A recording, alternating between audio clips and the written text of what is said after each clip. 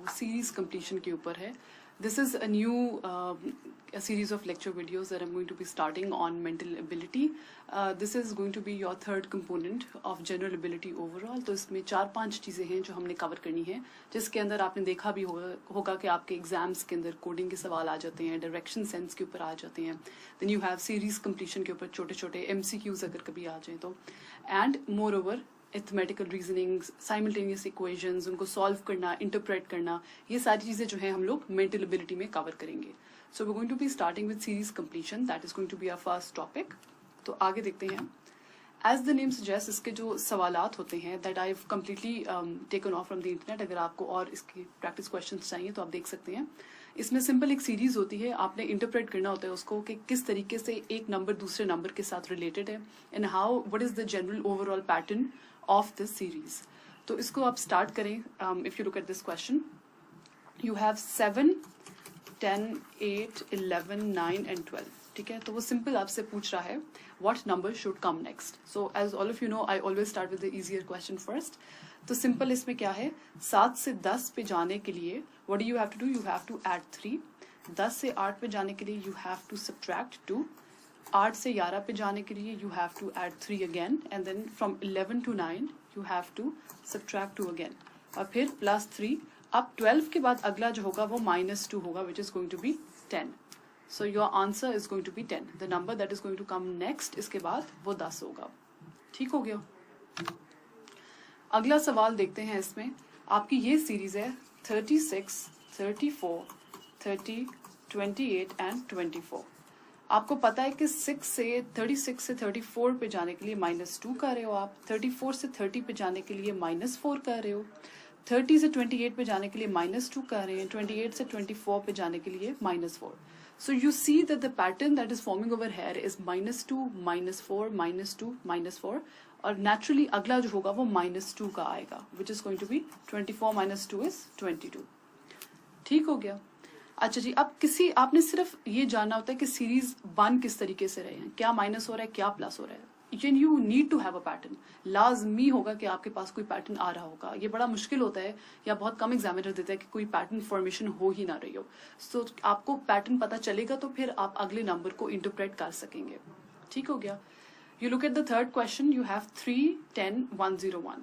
So now this is answers are written नीचे ही, लेकिन अगर आप इसको देखोगे, अगर आपको एग्जाम में सिर्फ ये मिलता है तो थोड़ा सा बंदा सारा घबरा जाता है कि अच्छा यार, maybe this is a little more calculation, और maybe this is not as easy as the other questions वर.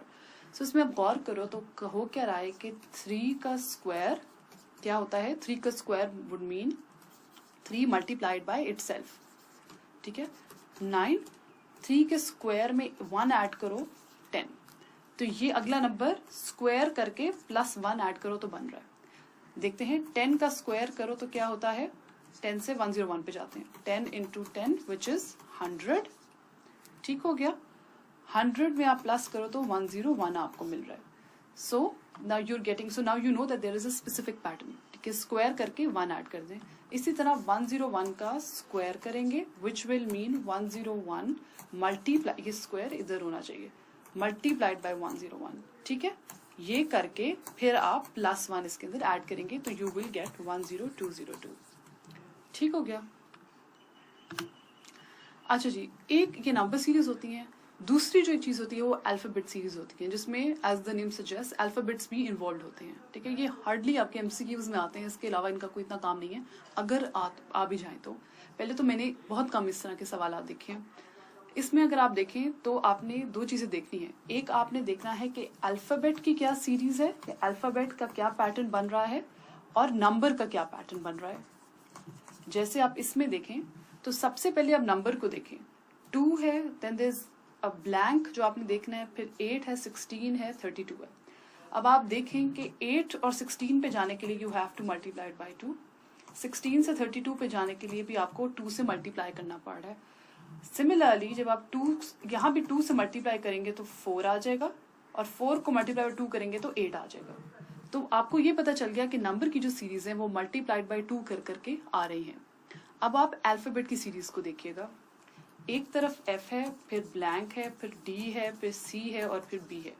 अब आप देख रहे हो कि ये बैकवर्ड्स जा रहा है.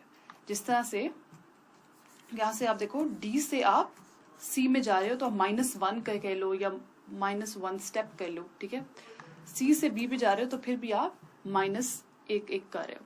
इसका मतलब है कि F से पहले क्या आता है, E, और E से पहले आता है D।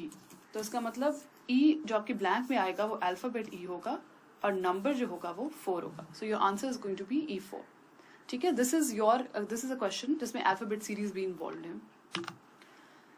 अगला देखिएगा, इसमें again you have J14, J16, blank, P20 and P22। अगर इसमें मैं कोई वर्किंग ना भी करूं तो मुझे नजर आ रहा है कि नंबर्स में you're going from 14, 16, blank, 20 and 22। सो यहाँ पे आप +2 कर रहे हैं, यहाँ पे +2 करेंगे, यहाँ पे +2 कर रहे हैं 20 से 22 के लिए। तो यहाँ पे 18 आना चाहिए, तभी +2 का वो एक सीक्वेंस बना रहेगा। और अल्फाबेट्स को देखें तो J, L, blank, P and R, ठीक हो गया।